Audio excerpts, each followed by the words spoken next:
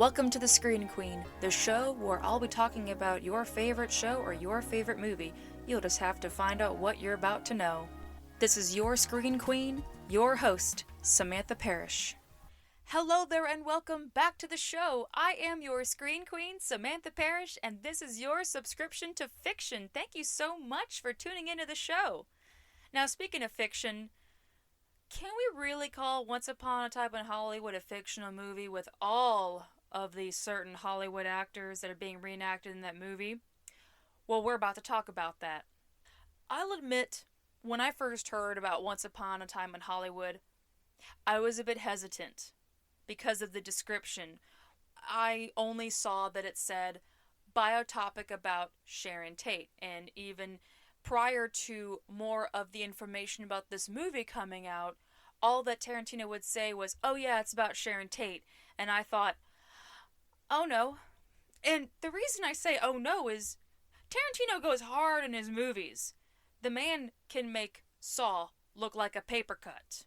And that's a lot for me to say. If you compare and contrast like any certain movie that has violence, he takes us up to a realistic ante. Like, whew, it makes you want to reach for a box of Band-Aids when you're watching the movie.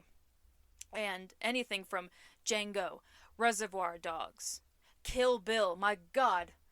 Kill Bill looks like a blood drive, my god.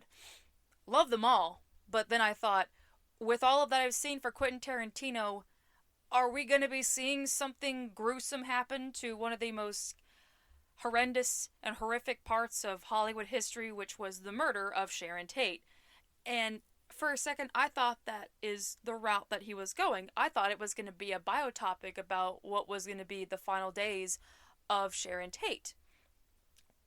And even with just the picture of Brad Pitt and Leonardo DiCaprio, I thought that they were going to be detectives. That was my first thought about what their roles were going to be, because like I said, Quentin kept us in the dark. Quentin was quiet about what roles other actors would have in this movie, and I didn't know what the other ones were going to be except for Margot Robbie playing Sharon Tate.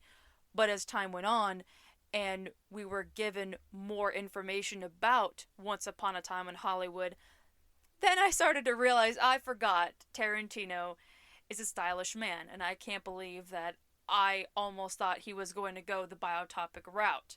The thing I love about Tarantino is that once you think you figured him out, he takes a complete 360, and then he does another 360, to the point that you feel dizzy from how many twists and turns he took to really keep you in the dark and let you know what he's working on. It's a great move. He's a very unpredictable director. This is the most stylish movie he's ever done. If there's one thing that can be said about Quentin Tarantino, the man defines the word style in Hollywood. So both the dialogue and the setting is dripping with atmosphere. The way that I would define Once Upon a Time in Hollywood is that it's not just a twist in time, it's many twists in time. And it doesn't really feel like it is entirely a fictional movie.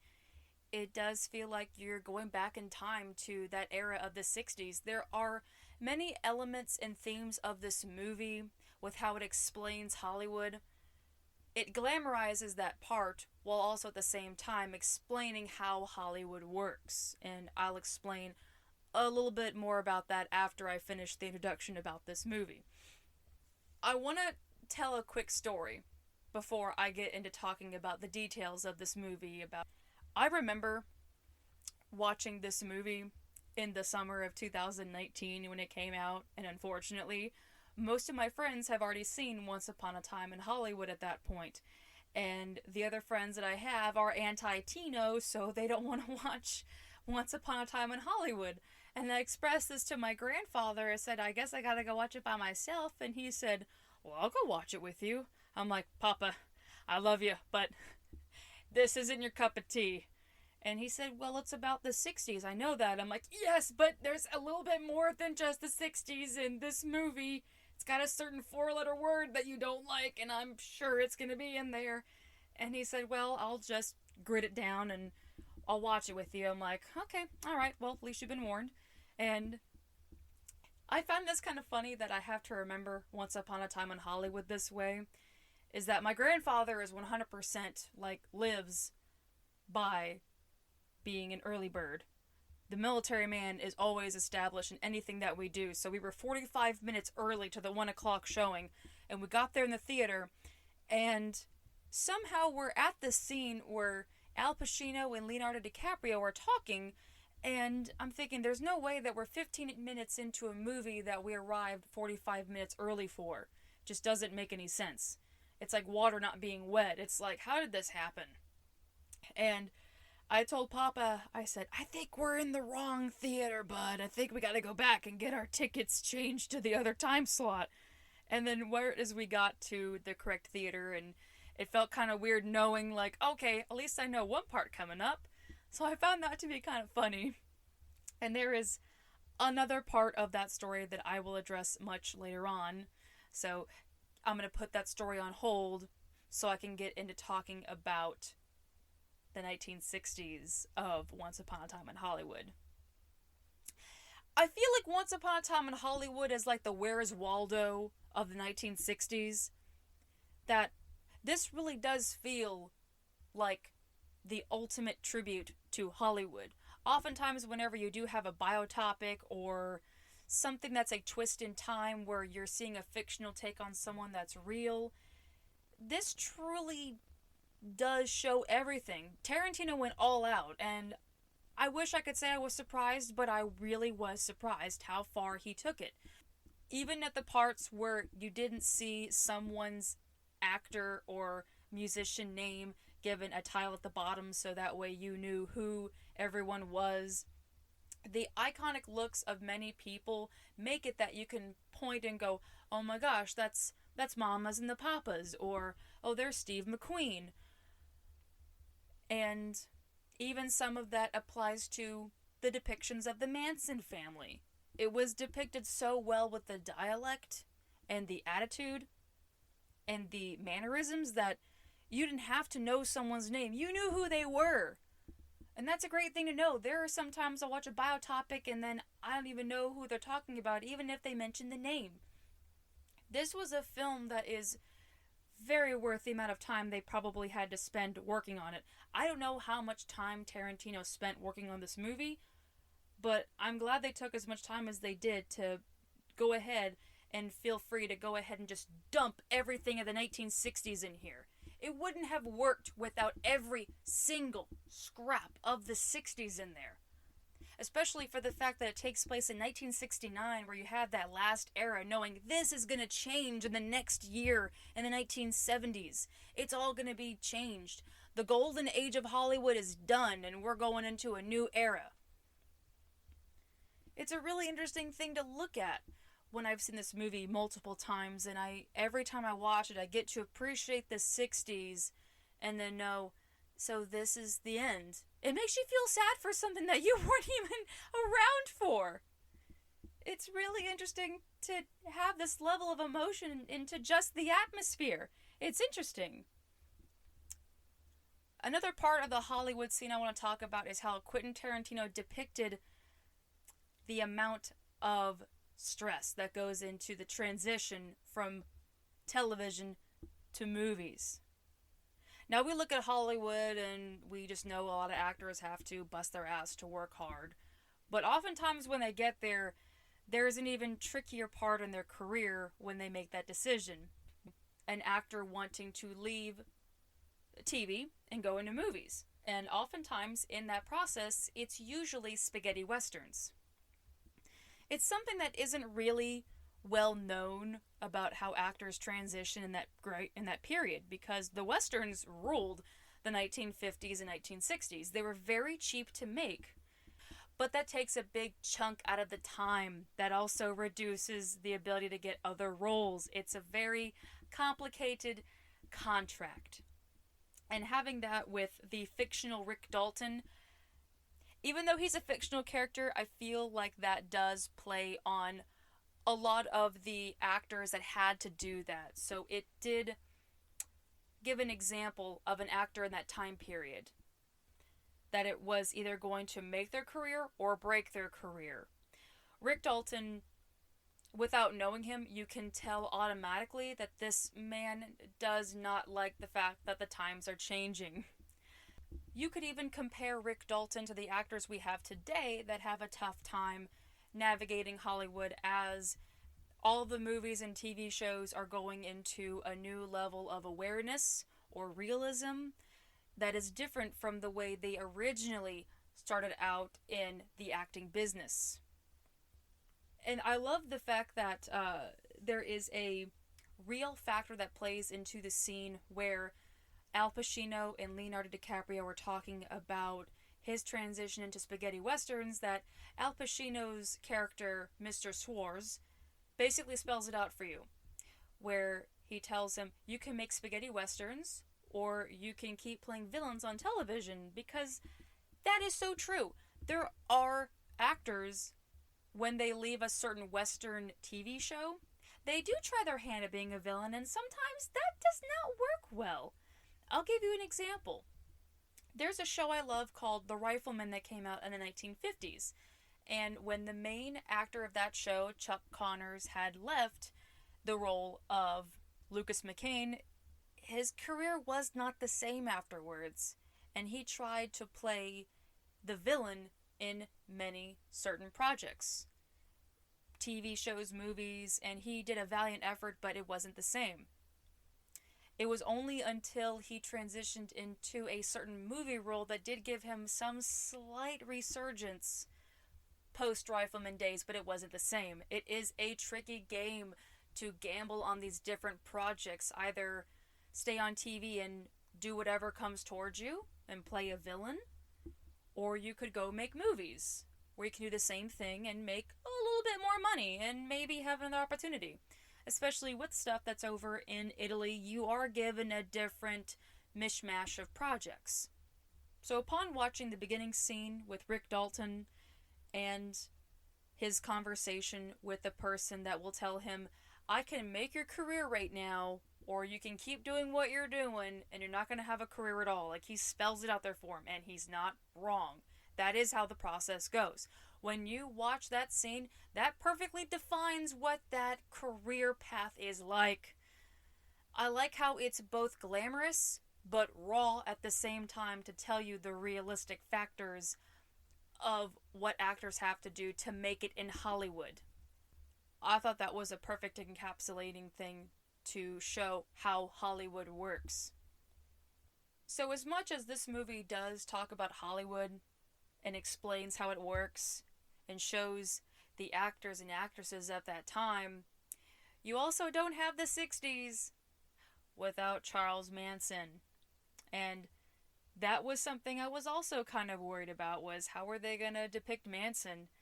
And this is a side note that I want to talk about for a minute because this just popped to my head, was the last decade of 2010 to 2020 had a very strange chronicling of putting Charles Manson into movies.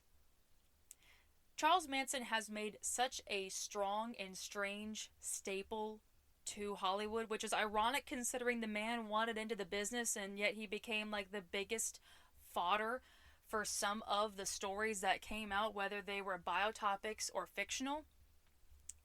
There have been many depictions of him in the latter part. There was a show called Aquarius that came out with David Duchovny in, I think it was 2014 or 15. And then you had a movie called Charlie Says with Matt Smith playing Charles Manson. And ironically, the same ranch they used for Charlie Says is the same ranch that was used for Once Upon a Time in Hollywood. So Charlie Says kind of beat the Charles Manson scene there before Quentin Tarantino got there.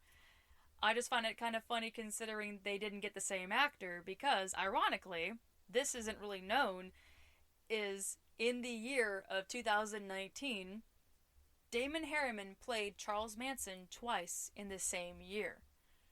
He played Charles Manson on the short-lived crime gem show called Mindhunter, where the two FBI agents got the chance to finally interview Manson and explain to the world how the mind of Manson works. And then you have Once Upon a Time in Hollywood, where you see him for literally the blink of an eye. But it's just a long enough blink of an eye to remember that Charles Manson does exist in this setting, despite the fact that everything is still around him, even though you don't have to see him. But at the same time, you still had to make sure Charles Manson makes an appearance. It would not be complete without him, which is very strange to say. But I do find it a bit ironic that Charles Manson was a man that tried so hard to get into Hollywood, and yet Hollywood hasn't forgotten about him. He made the biggest impact on the industry in the 1960s, 70s, 80s, 90s, the past 20 years of the new millennium. It is crazy, but I'm glad that they did not show his crazy in the film. I felt like that would have taken away from Once Upon a Time in Hollywood, because there's so many things, and there's been so much knowledge about Charles Manson that I'm glad Tarantino did not have to explain something that we already know. And that further explanation can come with the Manson family, which is, I would say, perfectly placed in this movie, that everything goes back and forth between watching parts of Hollywood and then watching parts of the Manson family. And you get some various parts of the women that were in the Manson family. I don't exactly know who else was in the Manson family besides the main girls. There's something to respect about showing the crime in this movie that can be a hit or miss if they're not going to show all of the details, or if they're going to be not showing us anything at all. Tarantino showed us who these people are and what they are about to do, as opposed to what they have done. A lot of people know how it happened. It's quite horrific what these people did. It will make you lose your breakfast, and your lunch, and your dinner, for what they did, just for the sake of Charles Manson, just because he said so. There's such a prominent impact that Charles Manson had on these women and his other followers that you can tell when you navigate through the character Cliff Booth. With the parts of Cliff Booth coming up, earlier I mentioned the other half of my story about when I went to go watch the movie with my grandfather that I call Papa. And if there's something that's known with me in Tarantino movies, is that sometimes it doesn't mix well with my grandfather, even though he knew this going into watching the movie.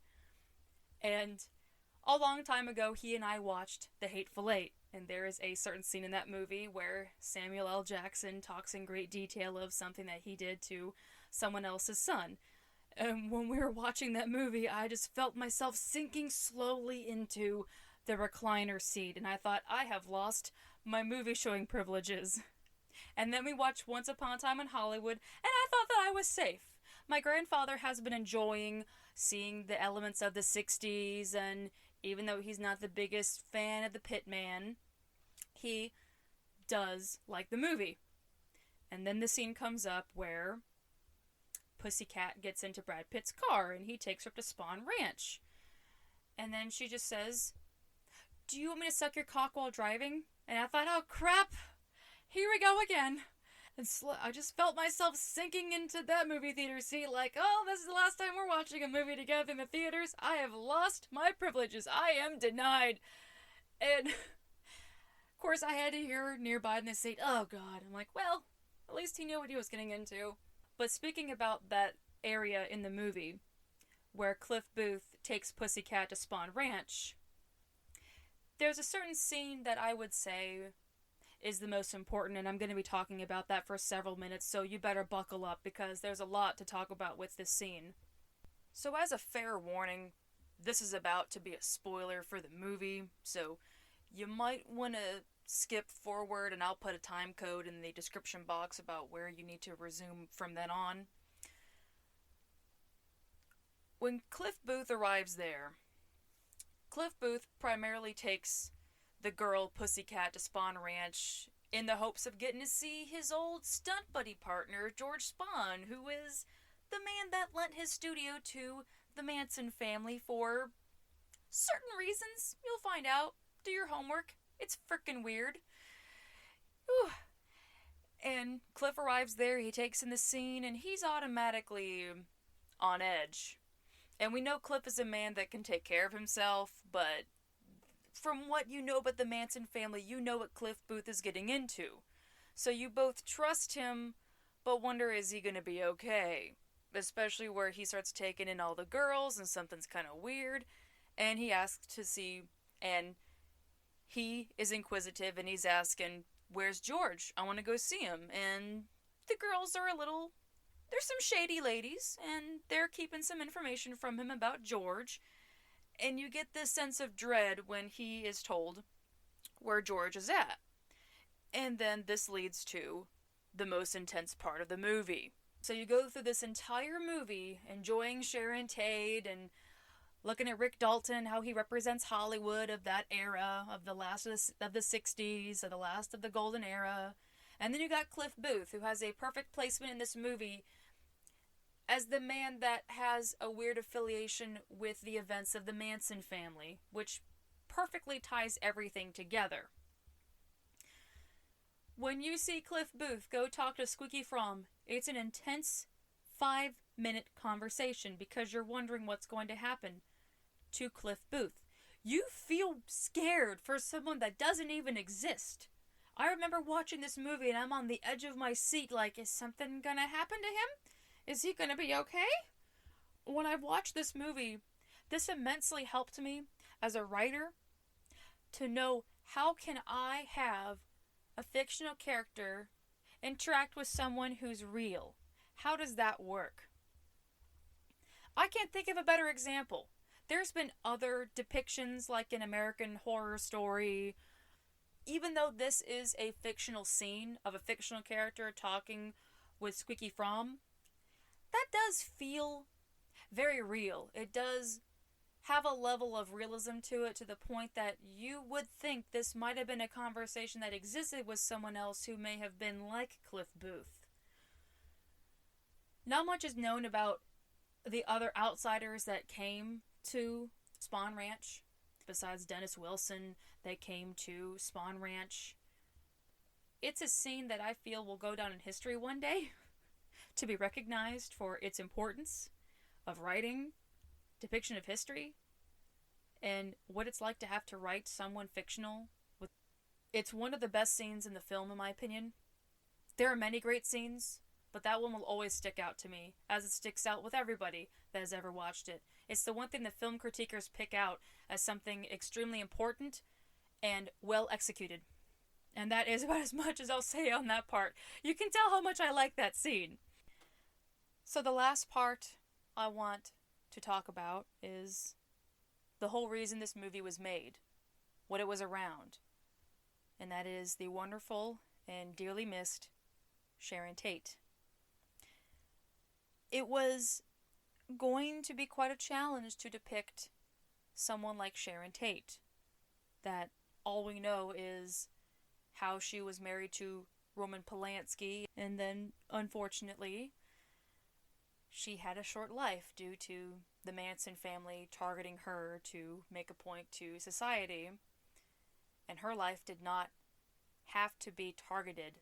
She didn't deserve to die. I don't know Sharon Tate, and I don't know the other people that died, but I believe in life. I believe in someone getting to live their life to the fullest extent. And when I hear about people that die and they didn't get the chance to live because their life was cut so short, knowing they didn't deserve it, it hurts. And throughout the whole movie, Margot Robbie brings her to life in such a beautiful way that it's wonderful to know what it would have looked like if she lived. When you see her giggling, watching her own movie, when you see her interact with her husband Roman, she was a gem. People really liked her. And it would have been nice to have known what her career would have been like today, because no doubt she would have had a very great career. And she would have been a very great mother, too. She was beautiful. Surprisingly, there was a lot of support from Sharon Tate's family for the movie Once Upon a Time in Hollywood. They loaned Sharon Tate's jewelry to be worn by Margot Robbie. So there was a part of Sharon in the movie. This depiction of Sharon Tate, it doesn't just count for the fact that Margot Robbie did a fantastic job portraying Sharon Tate, but there's also this level of honor that goes into Sharon Tate's life, showing what she did, what she was known for, that she is more than being connected to a crime. They brought her back to life. After it was known that she was murdered by the Manson family, what she was known for became a footnote. People didn't look at her career anymore, and when I looked up Sharon Tate, people don't really talk about what she was known for, besides being married to Roman Polanski. Even when I learned about who Sharon Tate was when I was a little girl, my mother had explained to me that Sharon Tate was murdered by the Manson family and how she was pregnant, and I'd ask questions about how did her husband cope with it, and she said, Sammy, he was devastated. He lost his wife, and then he left, which there's more to that story, of course. It was sad that people that remember Sharon Tate remember that she was murdered. They don't remember her. And when Quentin Tarantino put the scenes of Sharon Tate in the movie without having to have Margot Robbie into that movie, you got to see Sharon Tate again. Sharon Tate got to be in movies again. You got to see what she was known for, what she brought to the movies. She's more than just being murdered. She had a life, she had a career, she was a person.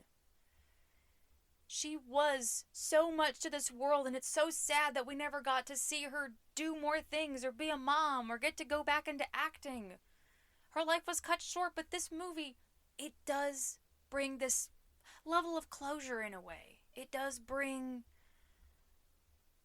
this idea of what it would have been like if she lived. That even though this is a fictional movie about real people and real events, this was a nice thing to see what that would have looked like, to see Sharon happy. That even though it's just an actress playing Sharon Tate, it does feel like she was honored very well.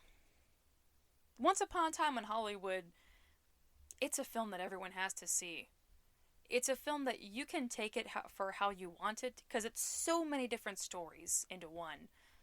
You have the parts of Sharon Tate, you have the parts of the Manson family, you have the sections about the musicians, you have the story where Steve McQueen talks about what it was like to be in love with Sharon Tate. There are so many elements of Hollywood to see.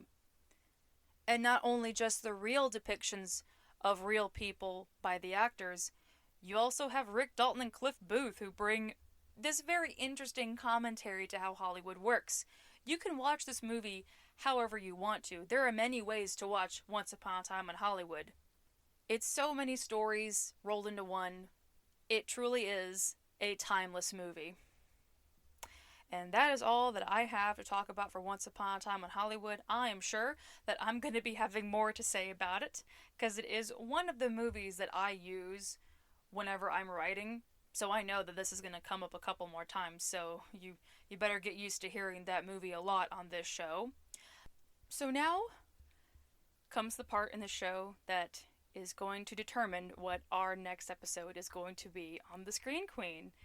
So I'm going to go my little bowl here of all the episodes that I have in here, and we're going to see what the next one's going to be. Let me just get this kind of circled very well, because here we go. Oh my! It appears we're going to be having an animated movie for the next episode of The Screen Queen. Ladies and gents and non-binary babes, our next episode is Sleeping Beauty. Oh my. Speaking of Hollywood, that has a lot of stories to that one too, so I feel like this is going to be a very weird occurring theme about having to talk about Hollywood and twists in time and its placement. I better just go ahead and stop talking, because I have a lot to say about the next episode. Alrighty. Thank you so much for tuning in to this episode of The Screen Queen. I have been your host. Thank you so much for listening, and you have a great day. Bye-bye!